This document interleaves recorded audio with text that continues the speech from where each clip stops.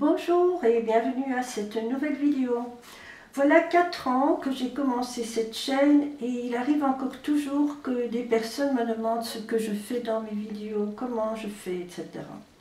C'est souvent parce qu'elles n'ont pas vu les vidéos depuis les débuts, mais d'autre part, certaines croient qu'il y a un traitement bien précis et qu'il n'y a qu'à l'appliquer. Or, la réalité est quelque peu différente. Il y a bien sûr un traitement, mais il consiste en une idée, toute simple d'ailleurs, et cette idée peut avoir une foule d'expressions différentes. C'est pourquoi j'ai décidé de faire aujourd'hui une révision générale. Dans la première partie, on va donc revoir l'idée, les expressions, le but du traitement. Ainsi, donc, on comprendra ce que je fais parce que je ne fais rien d'autre que d'essayer d'améliorer l'expression choisie, sans plus répéter chaque fois l'idée de base, hein. Et donc, dans le but d'accélérer la guérison. La deuxième partie va être consacrée à l'alimentation. Celle-ci est de plus en plus au centre de toutes les attentions. Et c'est parce qu'elle peut activer l'autophagie, le processus de nettoyage, de recyclage au niveau des cellules par le corps, et qui est à distinguer du nettoyage du seul sang qu'on a vu chez Kneip. Et cela m'oblige à faire une mise à jour concernant mon régime alimentaire et ce que j'ai pu en dire dans le passé, parce que je croyais que l'alimentation ne jouait pas de rôle, et pour Kneip, le rôle est assez limité, mais c'est peut-être bien juste le contraire. On y va. Donc l'idée du traitement, on peut la résumer en 2 mots, c'est d'obtenir la guérison par la transpiration. Et celle-ci peut être plus ou moins forte, variant de l'exhalation jusqu'au bain de vapeur, hein. Mais il y a un problème. Nous savons que l'arthrose est une accumulation de substances morbides, de déchets de protéines durcies, une induration. Alors comment pouvons-nous faire sortir ces matières du corps? Quelle que soit l'expression de l'idée choisie, un cataplasme, une compresse, quoi que ce soit,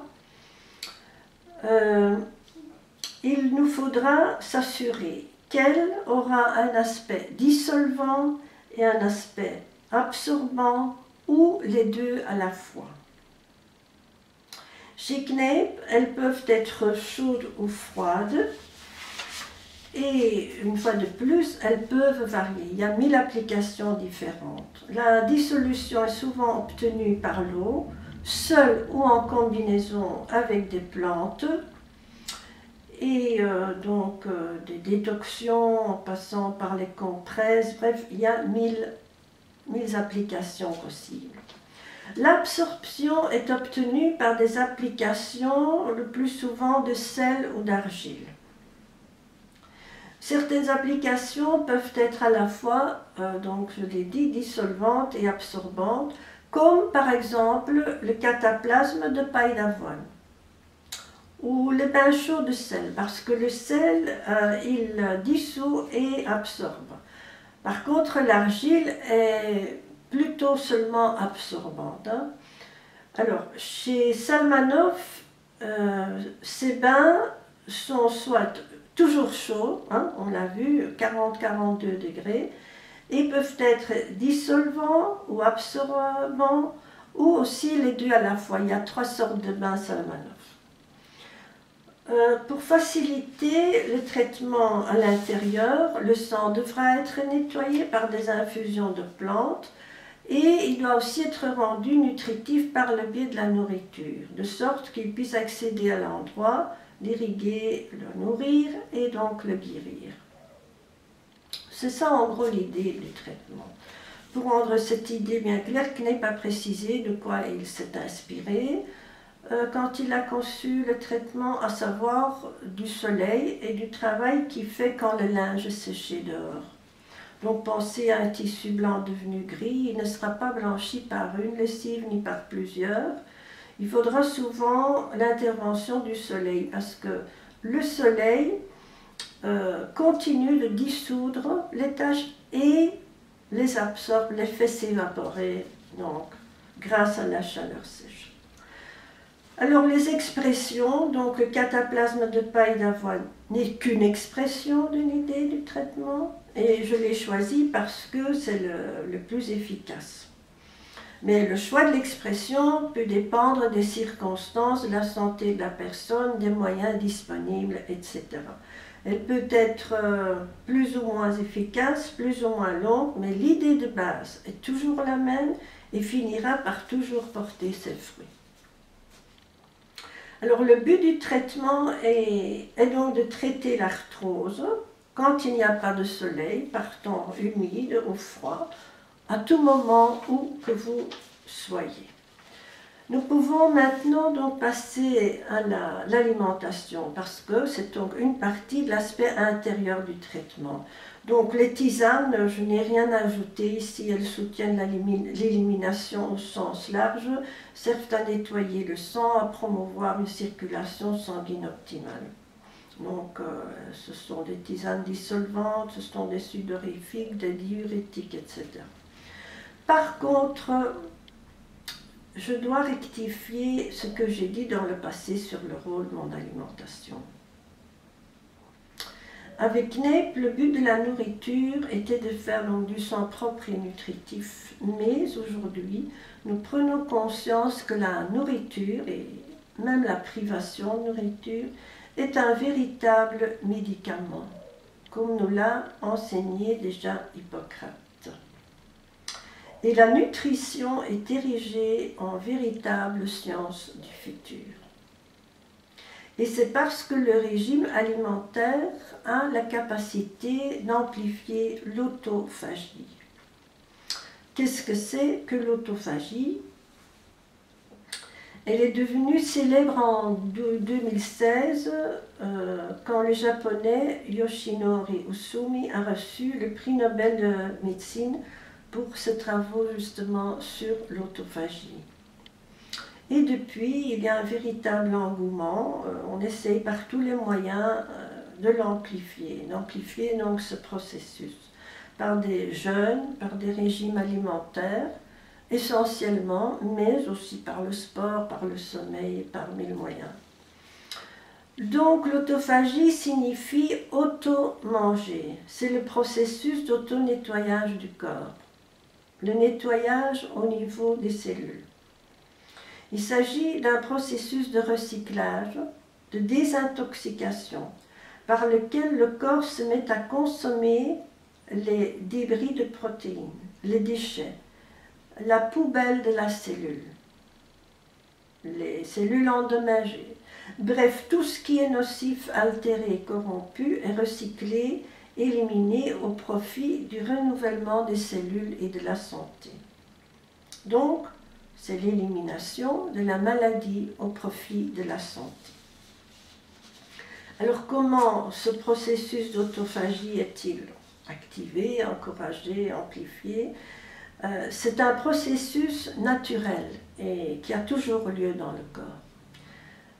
Car l'organisme a besoin d'une plus grande quantité de protéines, plus exactement d'acides aminés, que celle apportée par l'alimentation. Justement, donc, ce chercheur japonais dit que le corps a besoin de 200 à 300 grammes de protéines par jour et il n'en reçoit que 50 à 100 en moyenne. Ça dépend donc d'une personne à l'autre, hein, de combien il mange. De ce fait, le corps recycle donc déjà.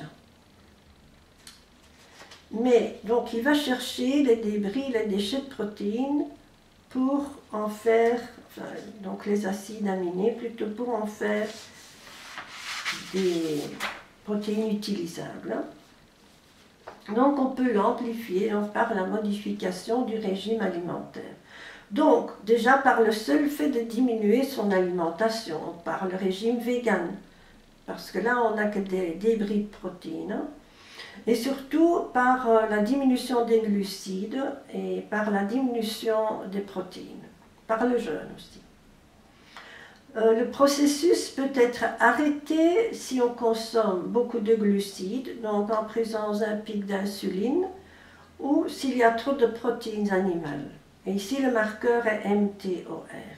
Je ne vais pas entrer dans les détails, mais j'ai mis en dessous de la vidéo un lien vers une vidéo qui explique tout cela.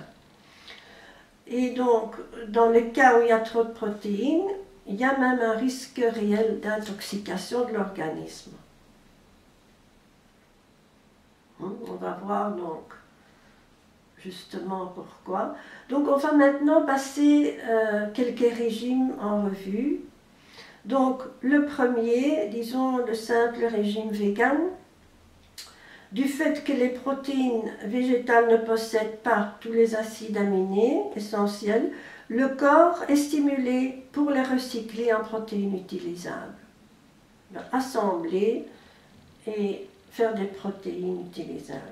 Donc, de cette façon, ce régime active donc déjà ce système, cette autophagie, ce recyclage, contrairement au régime carnivore où les protéines sont stockées en permanence. Et donc, de sorte que les déchets s'accumulent en permanence. Et donc, il est facile de deviner que cela mènera tôt ou tard à des problèmes de santé. Donc, tout ça est expliqué dans la vidéo. Alors, il y a le régime en faible apport en glucides. Donc, dès qu'il y a diminution des glucides, l'autophagie sera amplifiée. Un régime est célèbre ici, c'est le régime cétogène. Il diminue les glucides presque jusqu'à 0. Je vois parfois 3%, parfois 5%, c'est très peu.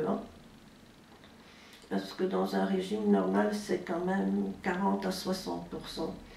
Donc aussi, ce régime cétogène s'apparente déjà au jeûne. Le but est d'amener le corps à puiser son énergie, une fois les glucides épuisés, dans les stocks de graisse du corps.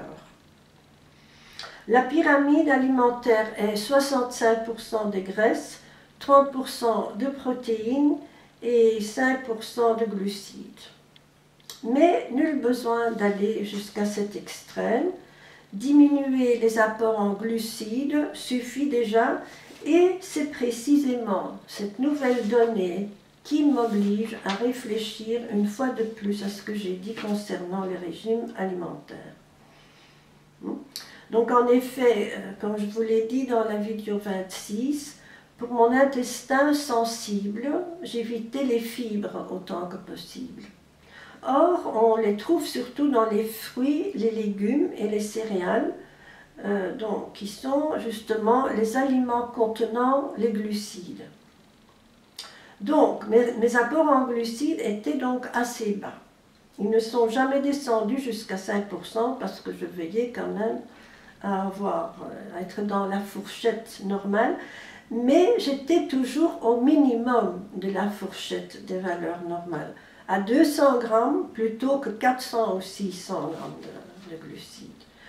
Donc, il faut se poser cette question, est-ce que je n'ai pas sous-estimé le rôle de mon régime qui était à faible teneur en glucides? Et donc, je pense qu'il peut avoir contribué à la guérison, surtout si je pense aux sensations dans les doigts, les éclairs dans les doigts. J'ai raconté ça dans une vidéo. Il y a donc une partie qui est sortie des substances morbides, mais une partie est retournée, a été reprise dans la circulation sanguine. Voilà, donc ce rôle peut même donc être non négligeable. Voilà, prenez-en note car je pense que c'est certainement une piste intéressante à explorer et d'autant plus intéressante qu'elle est absolument sans aucun risque. Vous ne prenez absolument aucun risque. Tout ceci dit, ce régime à faible teneur en glucides est certes supportable, mais je ne m'y suis tenue que parce que je m'y croyais condamnée par mon intestin. Donc j'avais souvent comme une sensation de faim. Mais pour une courte période, le temps de régler un problème d'arthrose, c'est certainement à envisager. Qu'est-ce que c'est, 1 mois, 2 mois, 3 mois? Alors il y a le régime Whole Food Plant-Based. Comme vous le savez, je suis passée à ce régime-là maintenant, qui est à base d'aliments complets et de plantes. Et il diffère du simple régime vegan dans le sens où il ne contient pas de produits raffinés ni transformés, peu de sel ou peu de sucre simple, peu de gras et aussi à faible teneur en protéines. Et c'est pourquoi il amplifie donc l'autophagie. Il diffère du régime donc à faible teneur en glucides par la pyramide, hein, elle est inversée ici. Nous avons 80% de glucides, 10% de protéines et 10% de graisses. Bon, nous avons vu que c'est Clinton qui l'a rendu célèbre et ce sont les médecins Dr Colin Campbell et Caldwell Esselstyn qui en sont les plus grands promoteurs, mais avec beaucoup d'autres médecins. Donc, de mon point de vue, le grand avantage de ce régime-ci, c'est qu'il restaure, du fait qu'il est pauvre en graisse, un rapport optimal entre les oméga-3, qui sont anti-inflammatoires, et les oméga-6, qui causent l'inflammation. Du moins, si je prends tous les jours une cuillère de graines de lin ou de chia, dans lesquelles il y a beaucoup d'oméga-3.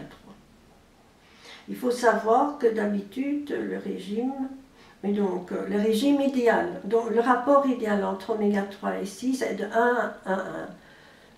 Et on estime qu'un maximum pour les oméga 6, c'est 4 pour un oméga 3. Or, habituellement, dans les régimes maintenant, que ce soit vegan ou carnivore, on est à des 1 pour 10, 1 pour 20 ans. Donc ça fait beaucoup de tort, ces oméga 6. Et je sais que chez moi, ça fait beaucoup de tort.